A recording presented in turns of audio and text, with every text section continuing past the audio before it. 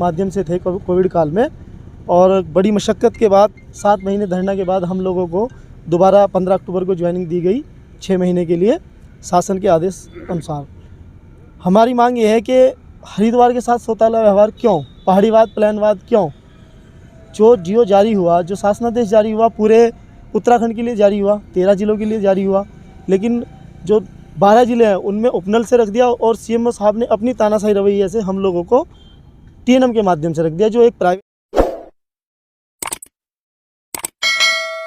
इसलिए 10 तारीख को हमने मुख्य चिकित्सा अधिकारी जी को 1 तारीख को हमने ज्ञापन दिया था 10 तारीख के धरने के लिए कि अगर आपने हमारी 5 सूत्रीय मांगों पर विचार नहीं किया तो हम 10 तारीख से धरना पर बैठ जाएंगे।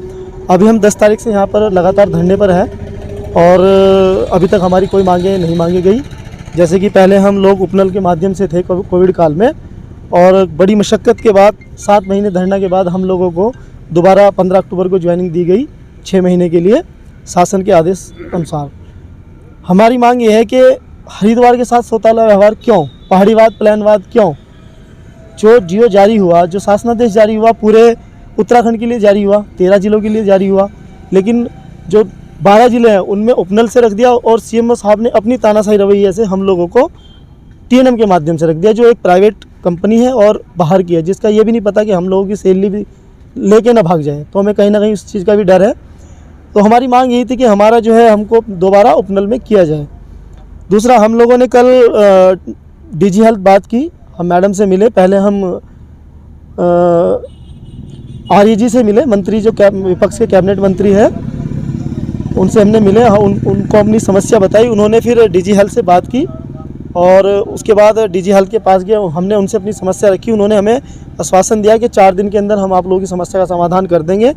और तभी उन्होंने मुख्य चिकित्सा अधिकारी हरिद्वार जी को कॉल किया कि इन लोगों की नाम की सूची बनाइए और उपनल में भेजिए। उन्होंने आदेश भी जारी किया।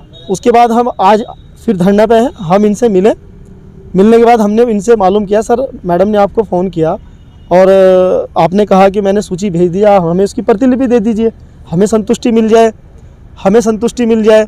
लेकिन इनका एक तानाशाही रवैया है, क्योंकि अभी 31 तारीख में रिटायरमेंट है और इनका ऐसा रवैया, तुम कहीं चले जाओ, कुछ भी कर लो, मैं नहीं करूँगा तो नहीं करूँगा। मतलब जैसे कि लड़ना मरना, हमने कुछ कोविड में काम करके कुछ गुनाह किया हो, हमें इस तरह से हमारे साथ इन्होंने बात की। और हमने फिर भी यही कहा, सर हम मिडिल क्लास लोग हैं, गरीब परिवार से आते हैं, बड़ी मुश्किल से नौकरी मिली है। एक कोविड काल के दौरान ऐसी महामारी में हमने काम किया जहां भाई को भाई छूने तक को तैयार नहीं था, उस महामारी में हमने काम किया। सर हम गरीब लोग हैं, आप जाते जाते हम लोगों का भला कर दीजिए, हम आपको याद करेंगे, दुआएं देंगे। लेकिन इन्होंने हमारी कोई बात नहीं सुनी और हमें ये कहा कि आप कोर्ट चले जाइए, कहीं भी चले जाइए, मैं नहीं करूँगा। मतलब डीजी मैम ने जो कहा था उनकी बात का भी, इनकी बातों से लग रहा है कि उनकी बातों का भी ये अवहेलना कर रहे हैं। क्या माने धरना कब से चल रहा है आपके यहाँ? ये हमारा जो धरना था 10 तारीख से धरना था और हमारा 10 तारीख से कंटिन्यू धरना है।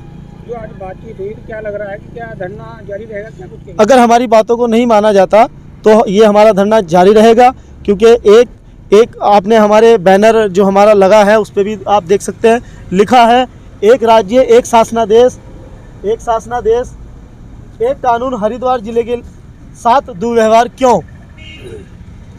तो ये हमारा लगा है और वही हमारी मांग है कि जब एक राज्य एक शासनादेश है तो हरिद्वार के साथ दुर्व्यवहार क्यों। इसका मतलब क्या है कि हरिद्वार के साथ सौतेला व्यवहार, पहाड़ीवाद और प्लानवाद हो रहा है, जिसकी हम घोर निंदा करते हैं। आने वाले चुनाव में भी हो सकता है कि इस जो प्रदेश में सरकार है उसका खामियाजा कहीं ना कहीं भुगतना पड़ेगा।